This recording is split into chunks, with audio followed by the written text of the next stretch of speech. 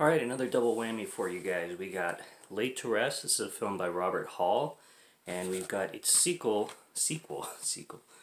Chromeskull, Laid to Rest Part 2. Also directed by Robert Hall. This was released kind of like late 2000s. I think one was 2009 and 2011. So these were in the late 2000s, 2009 and 2011. And they kind of feature a new killer that could have been a successful, like, famous one, you know, after the Saw movies. You get your legendary, you know, Michael Myers, whatever. You had the Collector series come out as well, the first two films, and you've got that as a potential, like, new killer. You got the Art the Clown from Terrifier.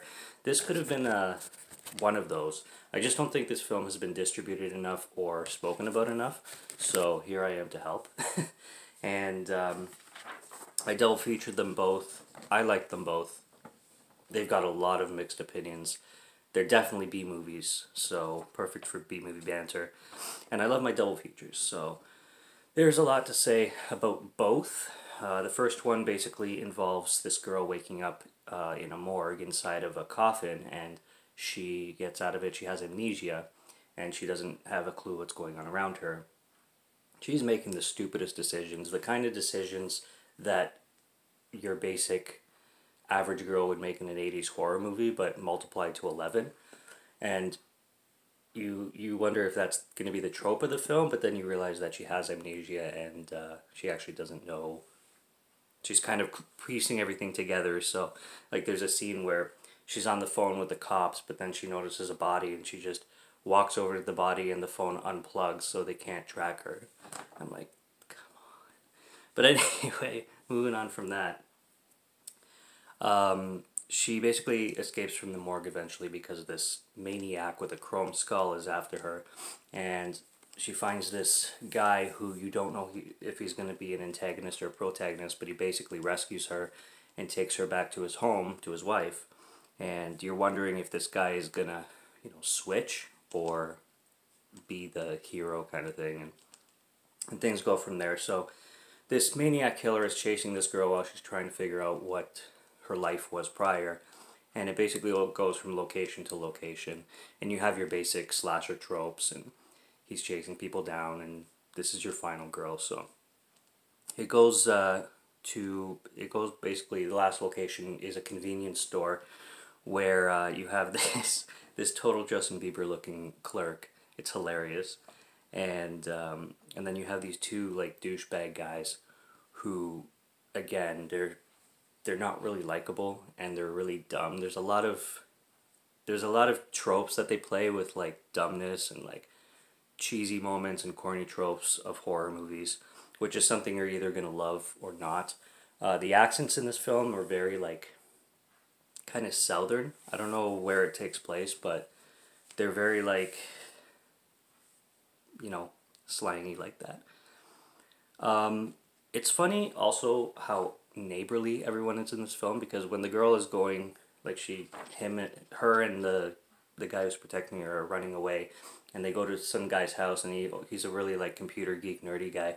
He just opens the door and lets them in, so it's got this big, like, country vibe, because that's where it takes place, in like the boonies, basically, the outskirts. So they're kind of miles away from help, so it makes it difficult for that. But yeah, the finale is basically in this convenience store, and a bunch of stuff goes down. For the second film, oh, also I wanted to mention that something really dumb happens at the climax at the end of the film that I really thought was stupid. It involves the defeating of the killer. I thought it was ridiculous, but regardless, Chromeskull 2, or Laid to Rest 2, Chromeskull, whatever you want to call it. Chromeskull Laid to Rest 2, there we go. Directed by Robert Hall again, starts right where the first one left off. I like these where you can literally sew them together and they're one film, if you wanted to. But Chromeskull 2 starts right at the end of Chromeskull 1, with just a little bit of a connection, like a 30-second flashback kind of thing. And yeah, it goes from there. We get introduced to a new character, and it kind of takes the vibe of, I'm going to say, the Saw films. And I don't know how much you can spoil Saw, but you know how there's like, you figure out there's an apprentice involved. So the apprentice comes in, and it still has Chromeskull in it, of course, but you start to expand on what this world is and what's been going on in the underground. And with the underground, like I said, there's a lot of sawness to it. I don't know. That's what it mostly reminded me of. That's the vibe that I mostly got out of the second one. Obviously, everything is upscaled, so it's funny though that one of the douchebag guys that came to the convenience store in the first one, he's turned into the protagonist in this one. So you're like, they try to make you feel sympathetic for him, and he becomes the nice guy. But I don't buy it because it's just so dumb because you didn't like him at all in the first one. He's the guy. He's like the Clay from the Friday the 13th remake, kind of. Not kind of, like he's that unlikable in the first one. So to make him like fall for the girl in the second one, kind of dumb. But that happens. There's a segment with the girl in this one, the main girl in this one, where she makes a lot of video diaries, so it kind of feels found footage for a part of the movie, but the film is definitely not found footage. It's just a piece of it kind of thing. And she's also not as good as the girl in the first one. The girl in the first one does come back though, so no, I don't know how many people have watched this movie or not, and I don't consider that really a spoiler, but yeah, the girl from the first one, you'll see her again in this one. Daniel Harris makes a cameo in this one, which is cool. The kid from the Santa Claus and Dunstan Checks In is in this movie. He also makes a little appearance. It's kind of funny.